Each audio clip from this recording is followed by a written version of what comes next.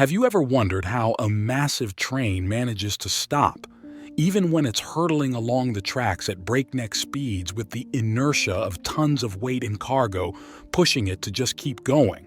Well, today we're taking a deep dive into the world of amazing engineering in an attempt to uncover the secrets behind some incredible train braking systems.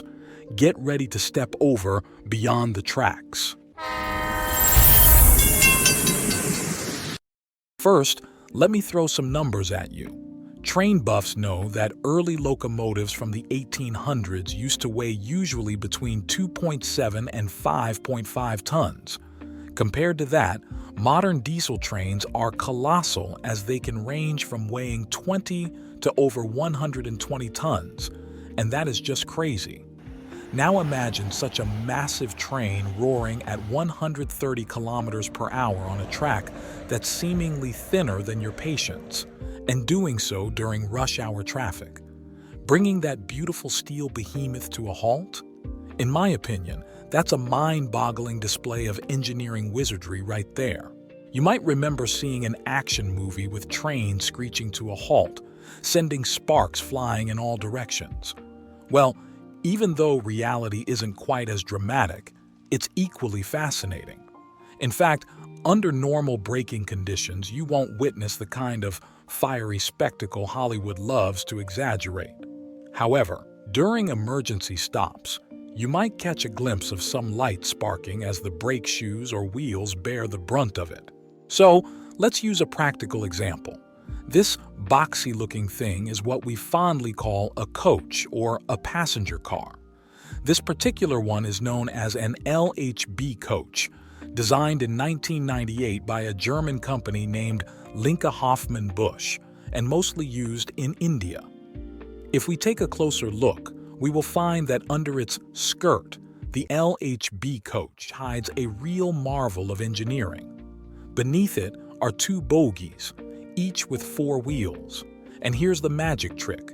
Equal brake force is applied to all 8 of those wheels, ensuring that no matter how long the train, the braking power reaches every nook and cranny. And the real mastermind orchestrating this ballet of brakes is a powerhouse compressor tucked away in the engine. This compressor isn't just any ordinary gizmo, it's the heart of the train's air system, supplying air to the air brakes, air suspension, and even the horn. And a train is not a train unless it has a horn, am I right? Now let me paint a picture for you. It's a spiral-type compressor with 2 spirals on the sides that work their magic to create air pressure. Right in the middle, there's a powerful 3-phase induction motor doing its thing. 2 pipes sprout from this beauty. One is the brake pipe, BP, color-coded green, and the other is the feed pipe, FP, in pristine white. Both these pipes make a journey through each bogie, all the way to the last coach of the train.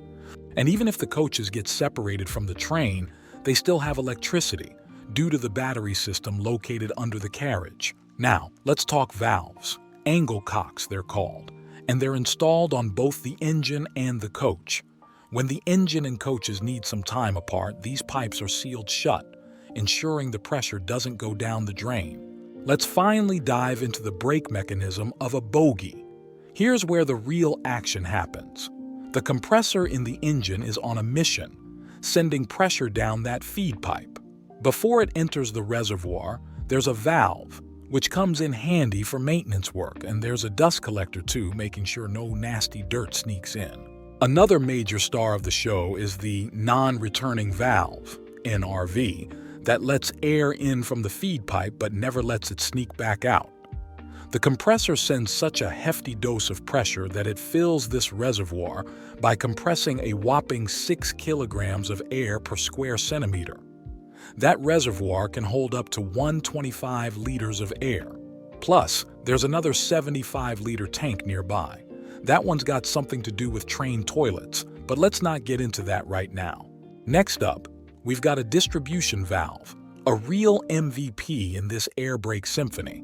The brake pipe delivers air pressure at a smooth 5 kilograms per square centimeter. When the driver decides it's time to hit the brakes, This valve does its thing and sends air pressure down both bogies, putting the brakes into action. A piston in the valve ensures everything goes as planned. Now, the air pressure flows from the reservoir toward the brake cylinder pipe.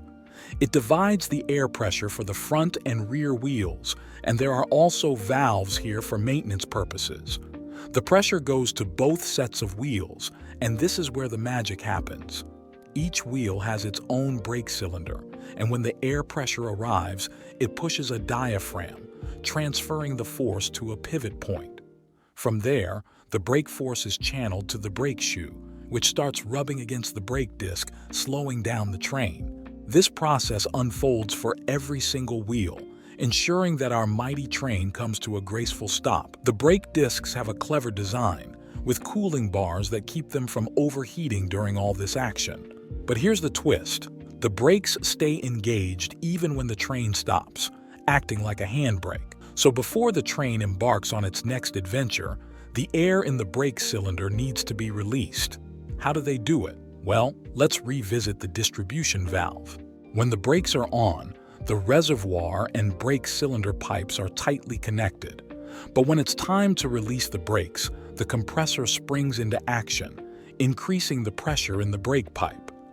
The distribution valve senses this and starts moving a piston, disconnecting the brake cylinder from the air source.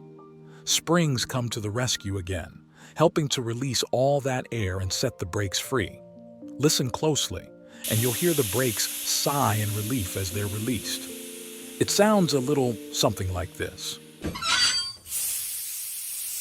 Now, in every coach, you'll find another brake system known as the chain pulling mechanism. When someone pulls that chain, they're essentially releasing the pressure in the brake pipe, causing the brakes to engage throughout the train. That's the basic rundown of how these incredible train brakes work. But there's more to explore, like the difference between LHB and ICF coaches.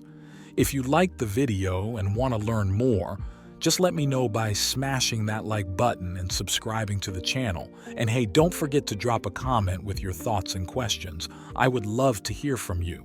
Trains are true marvels of engineering, and they're out there, right in the open, waiting for us to discover their secrets. So, keep your eyes peeled next time you're near the tracks, and who knows what fascinating locomotive wonders you'll spot on your journey. All aboard!